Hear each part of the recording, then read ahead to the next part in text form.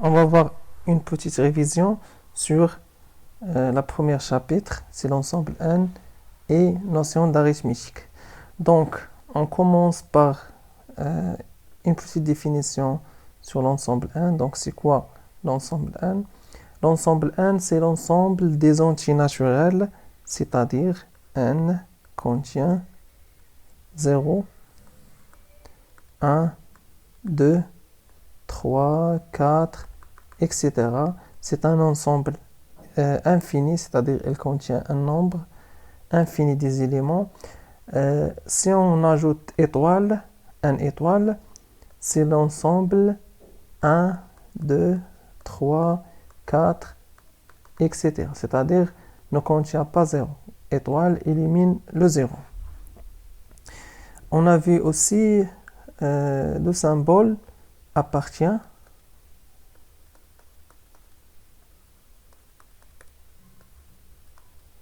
et n'appartient pas.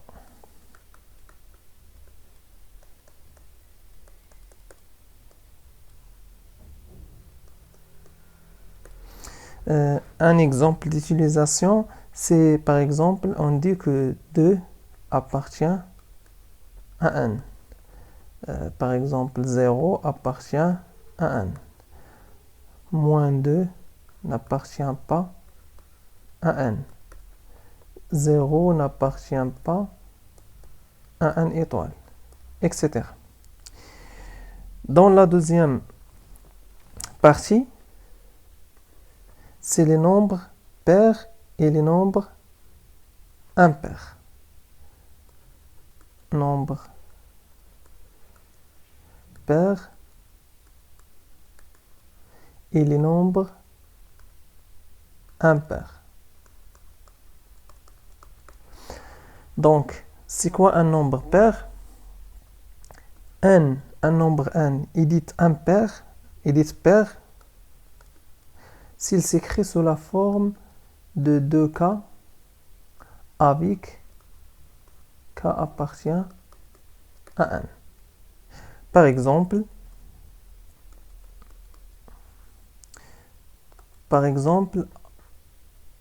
0 est un nombre pair, car 0 égale 2 fois 0. 2 est un nombre pair, car 2 égale 2 fois 1.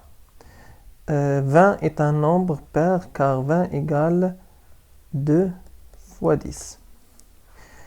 Si on prend A égale 4n plus 6. Est-ce que A est un nombre pair? On a 4n et 6n, donc on peut, et 6, on peut factoriser par 2. Donc, égale 2 facteurs de 2n plus 3. Donc, tout ça, je peux le considérer comme un cas. Bien sûr, 2n plus 3, c'est un entier naturel. Donc, il s'écrit sous la forme de 2k. Donc, A est un nombre pair. Un nombre n, il dit impair s'il s'écrit sous la forme de 2k plus 1, avec k appartient à n. Par exemple, 1 est un nombre impair, car il s'écrit sous la forme de 2 fois 0 plus 1. Par exemple, 11, c'est un nombre impair, car il s'écrit sous la forme de 2 fois 5 plus 1, etc. On prend un nombre, par exemple, b égale 8n plus 9. Donc, 9, je peux l'écrire sous la forme de 8 plus 1. Donc, 8n plus 8 plus 1. Et je factorise par 2, on donne 2 facteurs de 4. 1 plus 4 plus 1. Donc, 4n plus 4, c'est k, c'est un entier naturel. Donc, b égale 2 fois k plus 1, ce qui implique que b est un entier impair. Donc b est un nombre impair. Aussi, il y a une remarque très importante.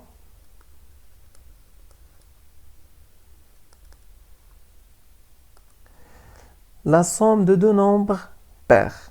Par exemple, 2 plus 4, ça donne 6. Donc, la somme de deux nombres pairs, pair plus pair, donc égale un nombre pair. La somme d'un nombre pair plus un nombre impair, donc donne un nombre impair. La somme de deux nombres impairs, un nombre impair plus un nombre impair, le résultat c'est un nombre pair. Par exemple, 3 plus 5 donne 8. Le produit de deux nombres pairs, pair fois pair, donc donne un nombre, bien sûr, pair. Un nombre pair fois un pair égale un nombre pair. Le produit de deux nombres impairs, c'est un nombre impair.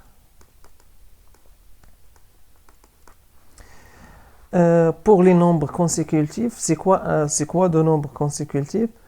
Ce sont deux nombres tels que la différence c'est 1. Nombre consécutif.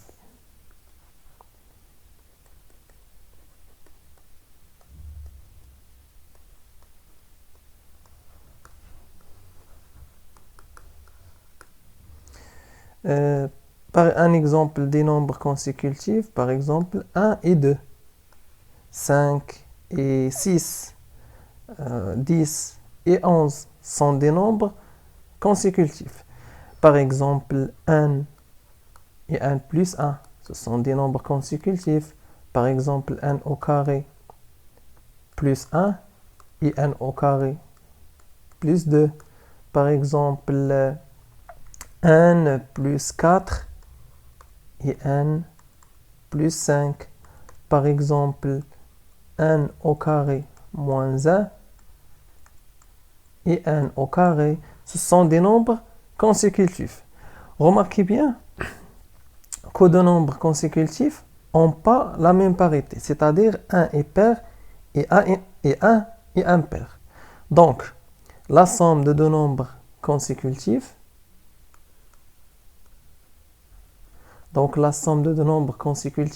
c'est la somme d'un nombre pair et d'un nombre impair.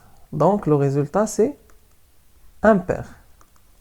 Et le produit de deux nombres consécutifs, c'est le produit d'un nombre pair fois un nombre impair. Donc, le résultat, c'est un nombre pair. Dans la prochaine vidéo, Inch'Allah, on va faire un petit exercice sur les nombres pairs et les nombres impairs. On va faire maintenant l'exercice 2 de la série. Exercice 2. Donc, question 1. Question 1. A égale 6 plus 10. Donc, c'est facile, je peux factoriser par 2. Donc, c'est 2 facteurs de 3n plus 5. Donc, A égale 2 fois K. Donc, A est un nombre pair. B égale 4n au carré plus 8n plus 5. Donc, ici, je ne peux pas factoriser par 2 parce que j'ai le 5 ici, n'est pas divisible par 2. Donc, qu'est-ce que je vais faire? C'est 4n au carré plus 8n plus le 5, c'est 4 plus 1.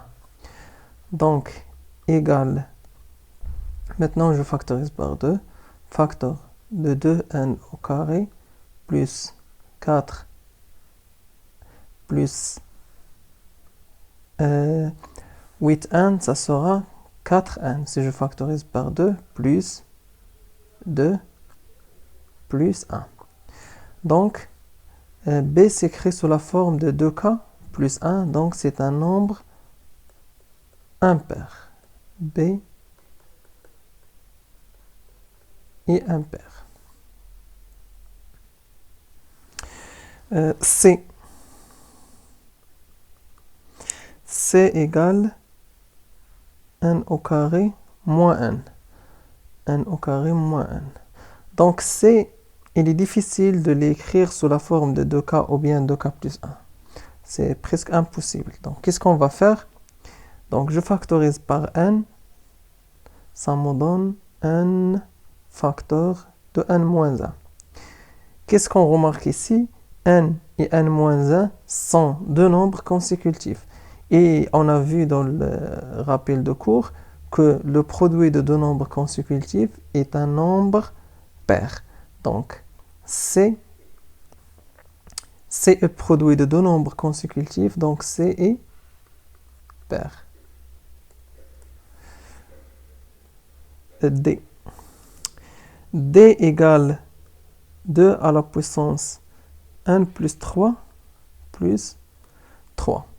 Donc, il y a deux méthodes pour trouver la parité de D. La première méthode, c'est je l'écris sous la forme de 2k plus 1. Et la deuxième méthode, je discute d'après la remarque que j'ai vue au cours. Donc, on a 2 à la puissance n plus 1. C'est un nombre pair. Et 3.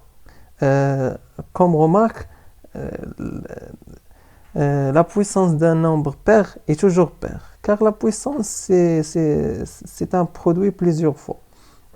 Et 3, c'est un nombre impair, et la somme d'un nombre impair et d'un nombre pair est un nombre impair. Donc D est impair.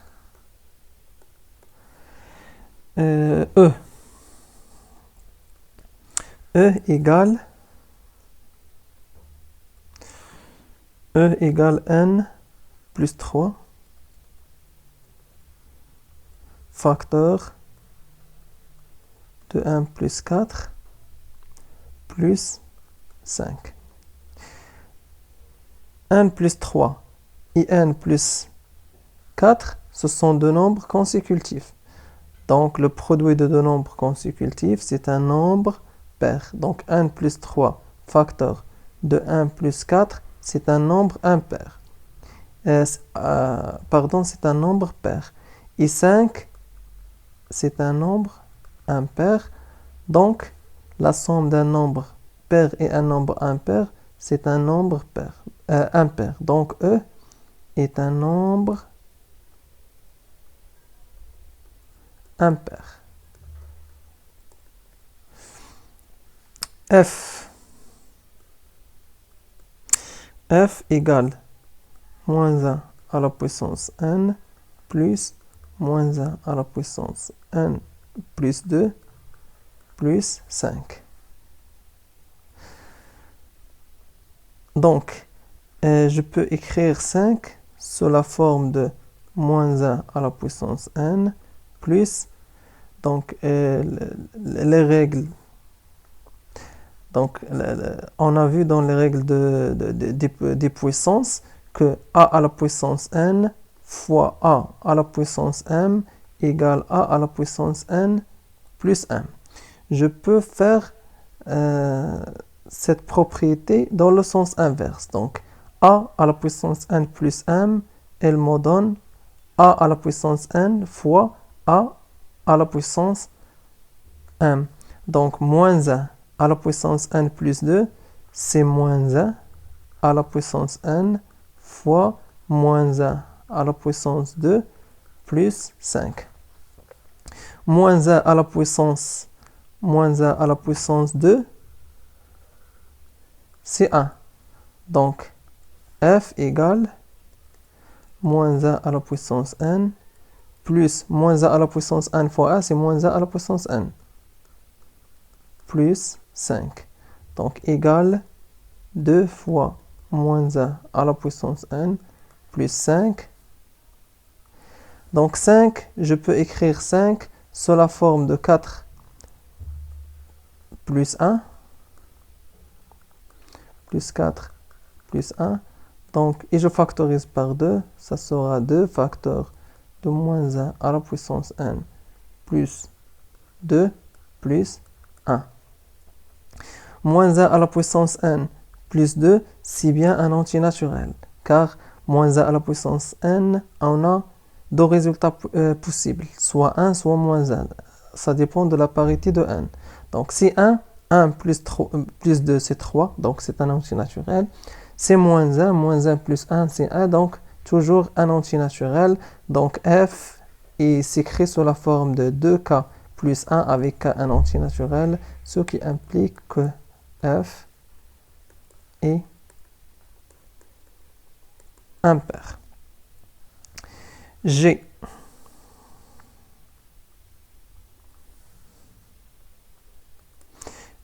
égale 3 à la puissance 2016 plus 3 à la puissance 2017. On a 3 à la puissance 2016, c'est impair, et 3 à la puissance 2017, c'est impair, car la puissance d'un nombre impair est impair, donc G est la somme de deux nombres impairs, donc G est pair. H égale 1 plus 3 plus 1 plus 4. Donc, il y a deux méthodes pour faire H. La première, c'est de simplifier. Donc, c'est 1 plus 3 plus 1 plus 4 égale 2n plus 7 égale 2n plus 6 plus 1. Donc, égale 2 facteurs de n plus 3 plus 1. Donc, il s'écrit sous la forme de 2k plus 1. Donc, H est impair.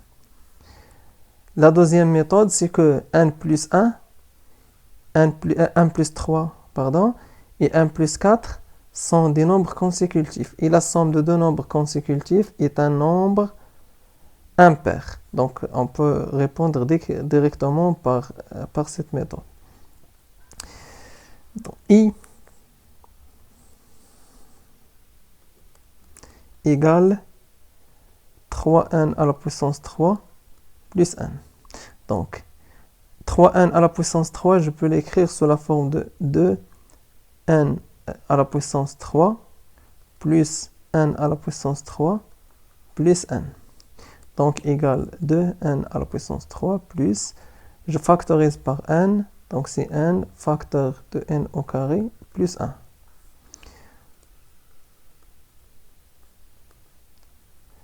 Donc, ici, je peux faire une identité remarquable, c'est n au carré plus n moins, plus 2n moins 2n. Donc, égale 2n à la puissance 3 plus n facteur. Donc, ici, je peux faire une identité remarquable, c'est identité remarquable, c'est n plus 1 au carré moins 2n. Je développe, donc c'est plus n facteur de n plus 1 au carré moins 2n au carré, donc égale 2 facteurs. Donc je factorise par 2, c'est 2 facteurs de n à la puissance 3 moins n au carré plus n facteur de n plus 1 au carré. Donc, 2 facteurs de n à la puissance 3 moins n au carré. Donc c'est un nombre pair, car il s'écrit sous la forme de 2 fois k. Et n à la puissance 3 moins n au carré, c'est un entier naturel. On a n facteur de n plus 1. Donc ce nombre-là, je peux l'écrire sous la forme de n facteur de n plus 1, facteur de n plus 1. Donc on a n facteur de n plus 1, c'est un nombre pair car le produit de deux nombres consécutifs, un nombre pair fois un autre nombre, n'importe quelle est sa parité, le résultat ça sera un nombre pair. Donc un nombre pair plus, ici on va obtenir un nombre pair, la somme de deux nombres pairs est pair et donc i est un nombre pair.